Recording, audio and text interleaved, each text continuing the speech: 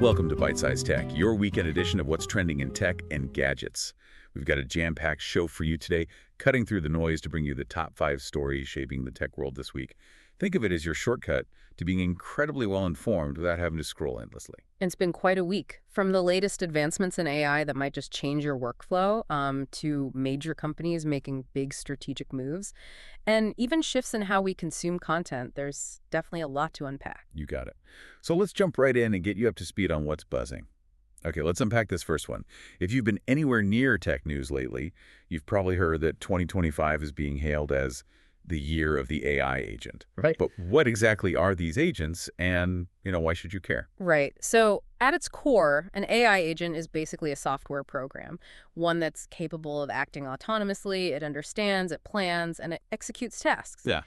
Unlike a chatbot that needs a prompt each time, right? Okay, so it's more independent. Exactly. You give an agent a high-level goal, like a big objective, and it figures out the steps to actually complete it. They're powered by these large language models, LLMs, and they can interact with, various tools, other models, even networks. Okay, here's where it gets really interesting, especially for, say, small teams. The sources we looked at highlight a ton of practical uses.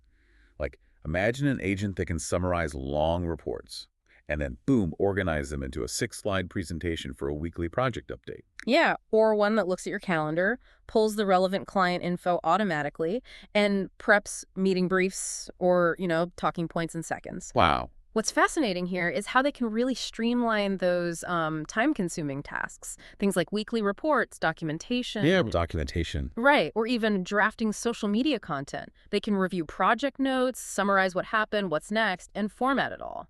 This frees up your team to focus on the more strategic, maybe more creative work. That sounds amazing. But of course, with great power comes, some questions, right? We're talking about giving AI access to calendars, documents, sensitive stuff. Are there security risks? I mean, that seems like a big hurdle. Absolutely, and that's a critical point. It's definitely top of mind. While some experts, they do call the idea of an AI thinking and acting for you terrifying, developers are implementing safeguards. ChatGPT agent, for instance, it offers visual feedback, real-time monitoring. So you can see what it's doing. Exactly. And prompt injection defense, which is important. Plus, crucially, it allows users to interrupt, modify, or even take over for sensitive tasks. Things like logging in or, financial transactions. Yeah. It even disables its memory during agent sessions to prevent data exfiltration. So it's not storing that sensitive stuff. The idea is that you, the user, remain the final decision maker. Good to know we're still in the driver's seat. So this new agent mode, with ChatGPT specifically, it's currently rolling out to Pro, Plus, and Team users. That's right. Though there are some regional limitations, places like the EEA in Switzerland, mainly due to their data privacy rules. Right, makes sense. Okay, speaking of AI, let's talk power. Yeah. AI requires massive computing power for training and inferencing, right? Oh, yeah. Huge amounts. Well, that translates into just an insatiable demand for electricity. So what does this all mean for where big tech companies are getting their energy? It's a big question. It's leading to a really fascinating shift, actually. Data centers, which house all that computing power. They need massive amounts of reliable electricity, 2047, plus a lot of cooling. Right. Constant power. And while renewable sources like solar and wind are great, they're carbon-free, but they're intermittent. They don't run all the time. Plus, they're often located far from major cities, which, increases transmission costs. Okay, so that's where nuclear energy comes in. It's carbon-free, and it provides consistent baseload power. And we're seeing major tech players making pretty significant commitments here. Meta, for example. Yeah, Meta just signed a huge 20-year power purchase agreement with Constellation Energy for their Illinois data center. It draws directly from the Clinton Clean Energy Center, a nuclear plant. And this deal actually guarantees that plant will keep running for 2 more decades. Wow, so it's propping up existing nuclear. In a way, yes. And Meta isn't alone. Google is funding 3 new nuclear projects. Microsoft has plans to reopen Pennsylvania's 3 Mile Island plant. Whoa, 3 Mile Island? Really? Yep. And Amazon is looking at small modular nuclear reactors, SMRs. These are sort of the next generation tech. It really reflects this growing understanding that to meet the just soaring energy needs of AI, a diverse portfolio, one that includes nuclear, is becoming essential, not just an option. It's interesting how environmental groups are reacting to this, though, because nuclear has always been controversial. It has, and the reaction varies quite a bit. Some organizations, like the Environmental Defense Fund, the Union of Concerned Scientists, even the Nature Conservancy, they're now actually supporting nuclear energy, particularly existing plants or new carbon-free generation, as part of the climate solution. The stance has shifted. Okay. But then you have groups like the Sierra Club and Greenpeace. They remain strongly anti-nuclear, mostly due to those historical safety concerns and, the costs and waste issues. Right. Long-term waste is a big one. It is. So this complex landscape just shows that for many, nuclear is no longer a simple yes or no. It's much more nuanced now. Definitely a lot to consider there.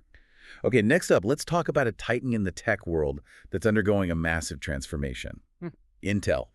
We're hearing about significant restructuring, and it's sending shockwaves through the semiconductor industry. Indeed. It's huge. Under their new CEO, Lip Bhutan, Intel is undergoing this deliberate overhaul. They've seen over 20,000 layoffs since 2024, with 5,000 just in July alone. That brings their workforce down to about 75,000. 20,000, wow. So this isn't just trimming the fat, this is major surgery. Exactly. It's a strategic pivot. The vision is to dismantle what Tan calls a bloated bureaucracy and really empower engineers again, focusing intensely on Intel's Core by 86 business and their AI ambitions. So what's getting cut? What's the focus? Well, it means exiting ventures like their automotive chip division, which is a big move. There's potential talk of closing Fab 28 in Israel and maybe most surprisingly, outsourcing a lot of their marketing to Accenture. Outsourcing marketing? Intel? Yeah, leveraging AI for customer communications. It's a really significant departure from their iconic Intel Inside days. That does sound like a high-stakes gamble. Is it working?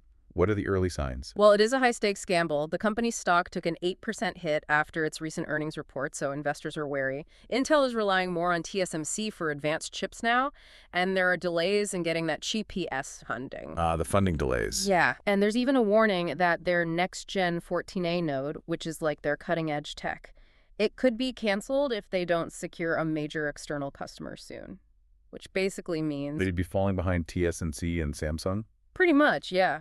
Ceding the lead in that cutting-edge race. The big question is whether this leaner, more focused Intel can actually regain its footing and innovate effectively in this, fierce AI market without losing its culture or key talent in the process. A lot riding on that strategy. Okay, let's switch gears now to something that could impact your wallet directly. We're heading towards an August 1st deadline, and there are some serious tariff warnings coming from experts. That's right. Nikhil Advani of LGT Wealth India, he's warning investors to brace for uncertainty, citing potential for higher costs, slower growth, and increased inflation after this tariff deadline associated with Donald Trump. You can already see the market volatility reflecting that apprehension. What kind of tariffs are we talking about here, and how could they hit tech products specifically? Well, the proposed new rates include levies of 25% on goods from places like Japan and Korea, and they're major suppliers of key IT components, right? Memory, solid-state drives, stuff that's in everything. Yeah, absolutely essential. And then there's also the possibility of 30% import taxes on goods from the European Union if a trade deal isn't reached soon. This could significantly hurt U.S. tech firms, obviously increasing costs. We're already seeing some impacts, aren't we? Nokia recently slashed its profit guidance. Yep, citing looming U.S. levies. And Texas Instruments shares took a hit, too. There were fears about customer stockpiling just to avoid these duties later on. That kind of uncertainty is just brutal for planning. It really is. And interestingly, there are conflicting views on who ultimately pays for these tariffs. Some reports suggest, they've generated surpluses for the U.S. Treasury, and maybe foreign companies absorbed the costs. Right, the argument that it doesn't cause inflation here. Exactly. But other sources say no, tariffs are crushing wallets, consumer confidence is low, people expect prices to rise, and they're shifting to cheaper or local brands. So it's really unpredictable who bears the final cost, which is, well, bad for business planning. Yeah, that lack of clarity is tough. Okay, finally, let's talk about a familiar feature on a platform pretty much everyone uses, YouTube.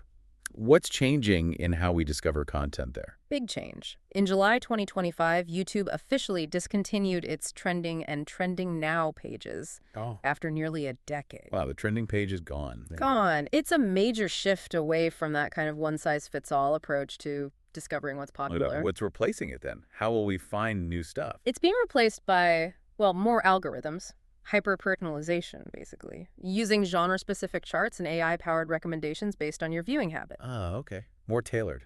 Exactly. YouTube says engagement with the old trending page was declining anyway. And viewing patterns have shifted dramatically, especially with YouTube Shorts and all these niche communities popping up. It's really part of that broader industry trend, you know? TikTok, Instagram, they've also done algorithm first to keep you watching. So it's all about getting more relevant, timely, maybe localized content directly to you. But what are the implications for creators and for us as viewers? Well, for creators, it means adapting strategies. They really have to optimize video titles, thumbnails, content structure, all to please the algorithm. And this could potentially homogenize content a bit, you know, everyone chasing what the algorithm likes. Yeah, less room for weird, unexpected stuff, maybe. Could be. And for viewers, while you'll get more personalized content, which can be good, there's that concern about filter bubbles, that you might be less likely to stumble upon diverse voices or perspectives outside your usual interests. Right, getting stuck in an echo chamber. Exactly. It limits that serendipitous discovery. It's a trade-off between getting exactly what you like and maybe missing out on something new or different. Interesting dynamic. And that wraps up our look at the top tech stories of the week.